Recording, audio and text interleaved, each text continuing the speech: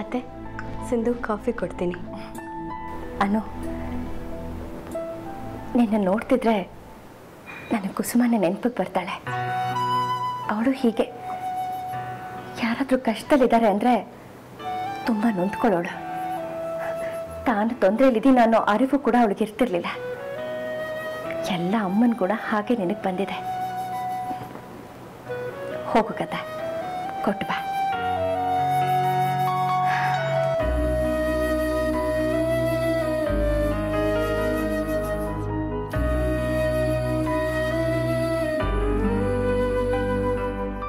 Sindhu coffee ಕೊಡ್ಲಾ? ಬಿಸಿ ಇದೆಯಾ ನೋಡು. ಇದ್ರೆ ಆರಿಸ್ತೀನಿ, ಇಲ್ಲಾಂದ್ರೆ ಹಾಗೆ ಕೊಡಿ. ಬಿಸಿ ಇದೆಯಾ?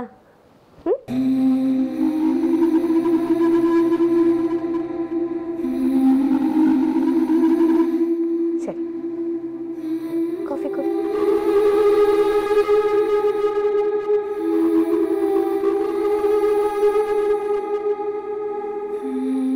ಸಿಂಧು, ನೀನೀಗ ಎಲ್ಲಿದೆಯಾ ಹೇಳ್ತೀಯಾ?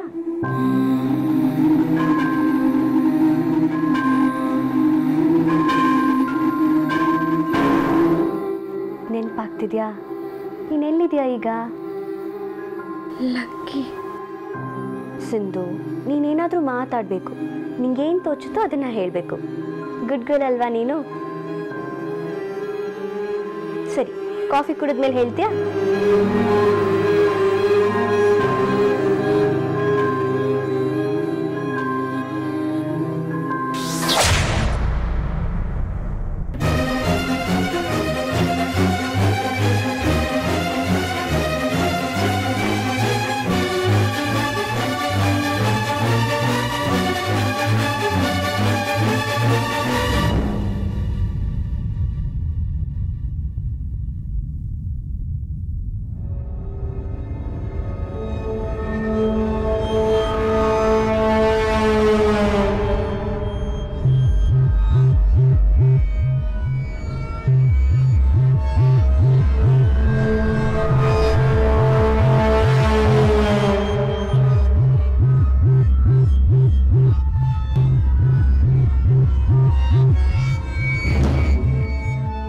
ಪಾಪ, ಸಿಂಧುಗೇನೋ ದೊಡ್ಡ ಕಾಯಿಲೆನೇ ಇದೆ.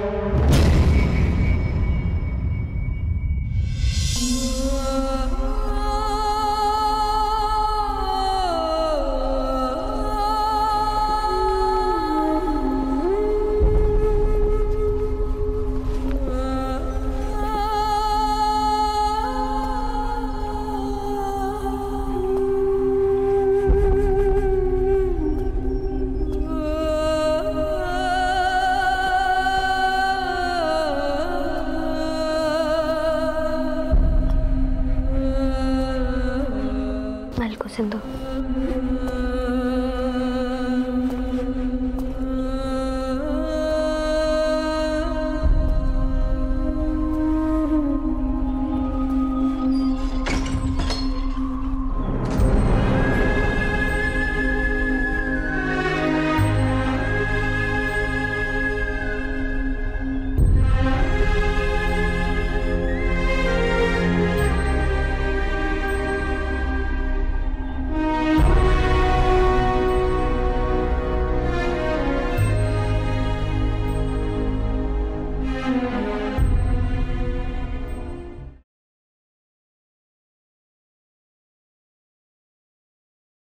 ಅತ್ತೆ, ಮೇಲೆ ಸಿಂಧು ಕಾಫಿ ಕುಡಿಸ್ತಾ ಇದ್ದೆ.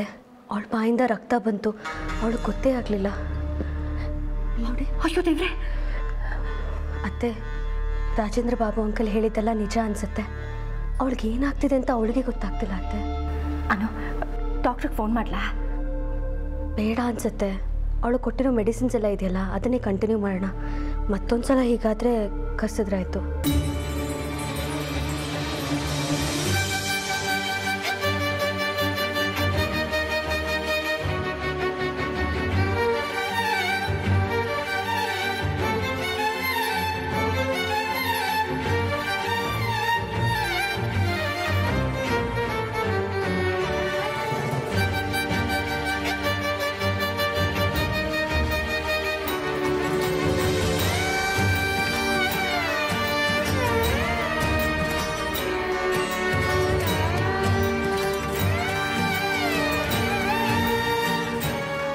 ಸಿಂಧುಗೆ ತುಂಬಾ ತೊಂದರೆ ಇದೆ, ಆರೋಗ್ಯ ತುಂಬ ಹದಗೆಟ್ಟಿದೆ.